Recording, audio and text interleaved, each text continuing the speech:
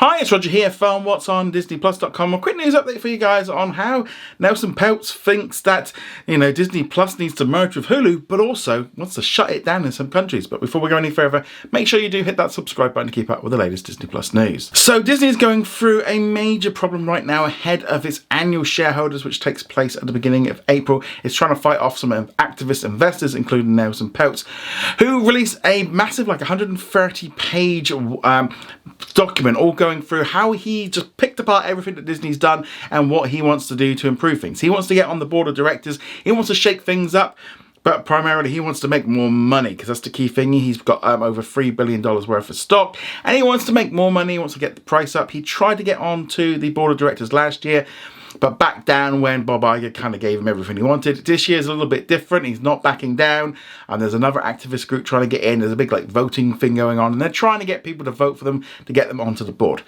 Now, personally, I don't think this is a good thing for Disney to have these people on the board. I think it just causes extra hassle, extra confusion, and it's just going to devalue Disney from within. He's just going to cause mayhem, because I don't think Nelson Peltz really gives two hoots about Disney. All he cares about is making more money, and the minute he gets some more money, he will drop and run like he has with his other businesses. Yeah, I don't think he's not in this for the long term, and some of the plans he's come up with definitely feel very much like short-term gain, get your money and bugger off. That seems to be the way I'm looking at it. So with regards to his plans, so I'm just going to go through some of the Disney Plus things, kind of things he's pointed out. To be honest, most of them are A, pretty obvious, and B, Disney are already doing most of it. So first off is he wants to merge Disney Plus and Hulu in together. He wants to get rid of the Hulu side, wants them to kind of create more original content, be more creative and less like sequels, but also lean in on franchises and stuff. A bit contradicting there. But yeah, so the idea of merging in Hulu and Disney Plus, yeah, I think we'd all agree on that. That's what they've done everywhere else. They're about to do it in Latin America with Star Plus. And they've already started doing that in the US, but obviously they've got to wait until they buy out that last bit from Comcast, get it through the final hurdle. They've already paid the most of the money, but it has to be finalised before they probably can fully do it. And we're seeing Hulu on Disney Plus launching, etc. So they're already doing this. They already know what they're doing. But that Comcast deal that Disney made way back in 2019 after buying Fox out, yeah, it's caused no end of problems. And I agree that Disney's been all over the place on this stuff. They've been just flapping around, not really doing a lot. We've been hearing lots of, well, this is what we want to do, and just waiting and waiting for this time to come. And it has been years in the making, especially since here in the UK, we've had the Star Hub for years. This is not new anymore, and you can see the benefit. So he wants to do that, which we can already see they're doing it, and they're going to get there in the end. Also talks about with ESPN, he's not entirely convinced that a new streaming service is the best way to go. He's actually also suggested maybe instead of launching it as a separate service, just incorporate it into Disney Plus to get more subscribers. That's going to drastically increase the price of Disney Plus now. Drastically increase the price if they did that.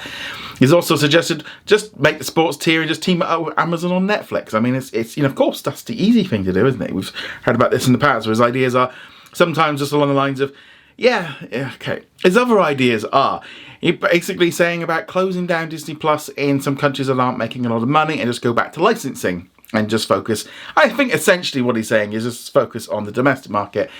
Because, well, he doesn't really, like I said, he doesn't really care about the rest of us. I think that's the issue.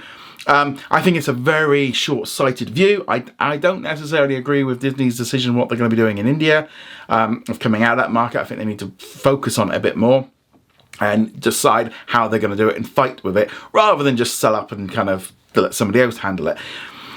Yeah, I think becoming global is a major thing for why Disney Plus is going to be able to compete with Netflix and Amazon, as it needs to scale. It needs those international originals to be able to compete with companies doing the same thing. And if they just back out of in some countries, it's just going to make it worse, and they're just going to fall further behind. I think that for Disney Plus to be a global brand, we're already at 150, 160 countries. I think they should expand more, get more subscribers, and be making money in each country. Yes, it's not all countries are equal. You're not making the same, but and I mean, he's talking about like legislation and all these rules and stuff, and just doesn't think that it's worth it. And that's the big problem for me. It's very much just a short-sighted side of things. Of get out now, just make the money, sell it all to Netflix. get your money and go away, and not look at the long-term picture of what's going to happen if we only allow for like Netflix and Amazon to be the only true big platforms. They're going to end up having control. They're going to end up having much more control, that we don't really just want two platforms. We need multiple platforms to have competition. So I definitely feel like Disney Plus needs to be in that picture, to be one of those ones. So I definitely disagree with closing it down. I do think in some countries, it makes sense, if that country's not making a lot of money for Disney, maybe you invest less in local content, maybe just licensing stuff to get by. Yeah, there is going to be that issue, but we're in a global world now. We're all on social media. We're all talking about things globally. We're all part of the same culture. And yeah, it just feels a little bit like very old school, very old fashioned, which again, Peltz isn't that young, but this just goes back to just being the old way. The old way, just make more money, just keep making money. And yeah, it's a global business and things are changing. So those are the kind of the key ones. There's lots of other stuff in there with regards to like parks and stuff, but a lot of it, yes, there's some aspects to it which, like making, less sequels and being too reliant on some franchises. Disney have already started doing this, and it's going to take years for them to get around. Focusing, allowing to have a little bit more freedom. Well, I'd be like, well, FX and like Hulu have had all that freedom. Disney Plus hasn't, because it's had to fit within this babysitting service system in the US, whereas Hulu had all the flexibility to have a lot more scope. And has had a lot more, I think, success with the general entertainment. And things like Only Murders in the Building, The Bear, etc. These are all coming out of Disney, but in the US, it's sliding to the green side. Of course, internationally, we've been getting all of them. So they have been getting that kind of content. I think Disney needs to lean in a bit more on doing some things. But yeah, so a lot of the stuff he's suggesting, are already in place. And some of them just feel like very old-fashioned ways of just looking at it. And I do think that Nelson Peltz and these activists have done some good, and there is a counter-argument to that that I do think is important. They have given the board of directors a kick up the butt, because they're at threat. Their jobs are at threat. Things are happening there, and they are being put under pressure. And I think Disney needs that. I think they need it at the top. They were coasting, and we saw what happened over the last few years when they were coasting, when they weren't maybe feeling quite as threatened, and they could just, we can do no wrong, and we're the king of box office, we're the king of everything, and we're just going to keep doing it.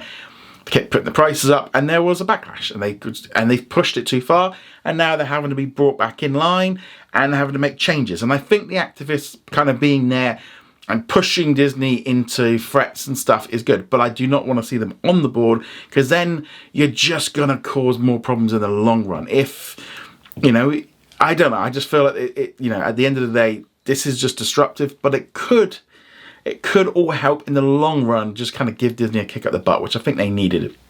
But I'd love to know your thoughts on all of this. Do you agree with Nelson Peltz? Do you not? I'd love to hear your thoughts on all this in the comments below. Go check us out over at whatsondisneyplus.com. Like, follow, and subscribe, and I shall see you guys soon. Laters.